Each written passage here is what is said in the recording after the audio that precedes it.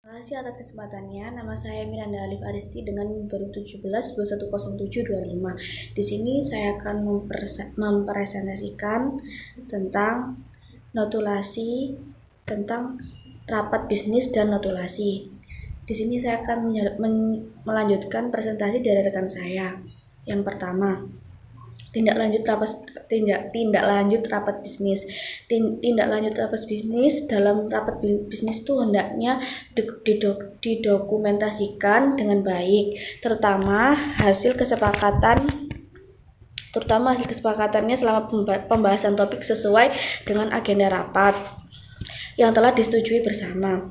Semua bentuk dokumentasi selama rapat bisnis berlangsung perlu ditinjau ulang. Tim perumus yang telah disepakati dalam pelaksanaan rapat bisnis tersebut perlu ditindaklanjuti apapun pelaksanaannya.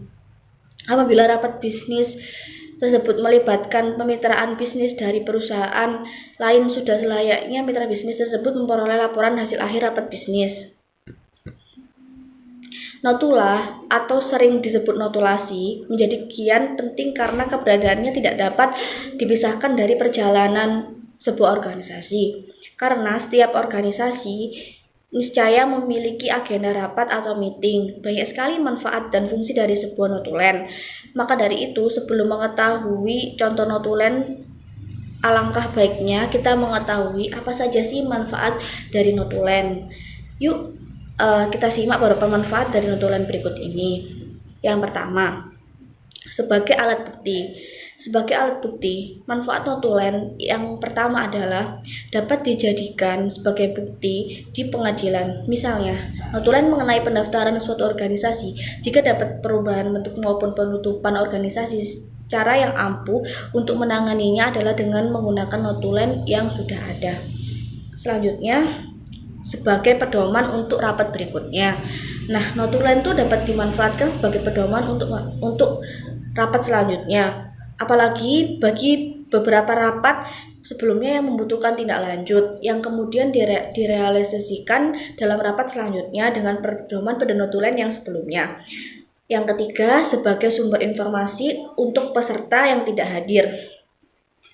Dalam suatu rapat pastikan ada seseorang yang tidak dapat hadir, ya kan, karena mengalami halangan tertentu. Maka dari itu, dengan adanya notulen atau peserta yang tidak hadir tersebut, rapat itu masih tetap dapat mengetahui peserta yang tidak hadir itu masih dapat mengetahui rapat tersebut meskipun ia tidak hadir.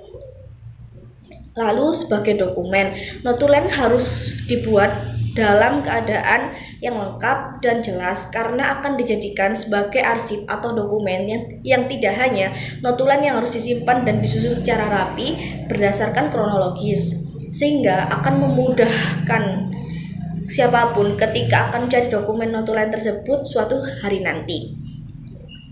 Sebagai alat untuk rapat semu. Rapat semu merupakan rapat yang tidak pernah dilakukan atau rapat fiktif. Ketika menyusun notulen, maka harus dikonsultasikan terlebih dahulu kepada ahli hukum. Lalu sebagai alat pengingat untuk peserta rapat. Pada umumnya, setelah pembukaan rapat, maka pemimpin rapat atau akan membicarakan notulen yang sebelumnya.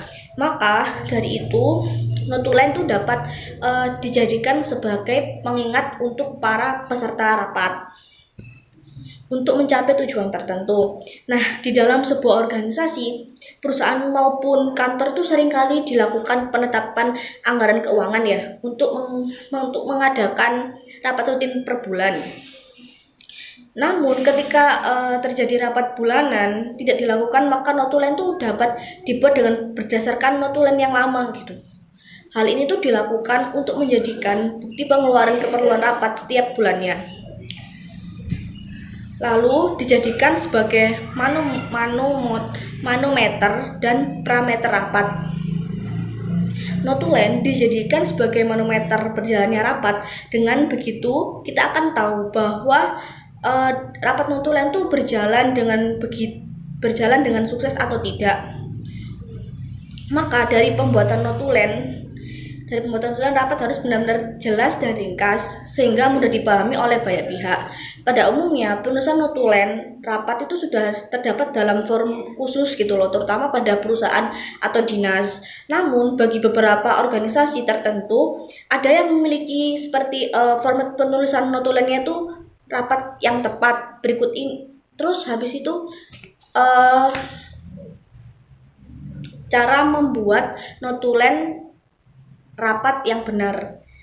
Yang pertama itu kop organisasi atau instansi. Di bagian paling atas dalam sebuah notulen adalah identitas dari organisasi atau instansi tersebut.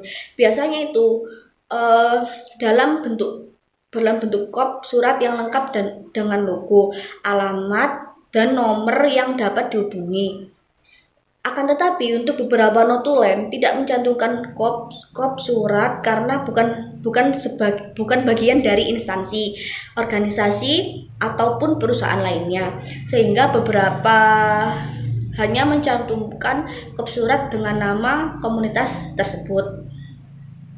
Detail kegiatan setelah kop surat, di bagian bawahnya itu terdapat agenda rapat. Agenda rapat tersebut berisi tentang hari atau tanggal rapat, tanggal dilaksanakannya rapat, waktu rapat, tempat diselenggarakannya, agenda rapat yang berupa topik yang dibahas dengan jumlah pesertanya. Isi notulen. Nah, di dalam isi notulen tuh seorang penulis dapat menuliskan beberapa hal seperti susunan acara lengkapnya yang dibacakan oleh MC, sambutan beserta ringkasan poin isi sambutan dan pembahasan diskusi. Di dalam pembahasan diskusi, seorang notulis ini tuh tidak perlu menuliskan semua yang dibicarakan, melainkan hal-hal yang penting saja, seperti usulan, tanggapan usulan, dan hasil keputusan musyawarah.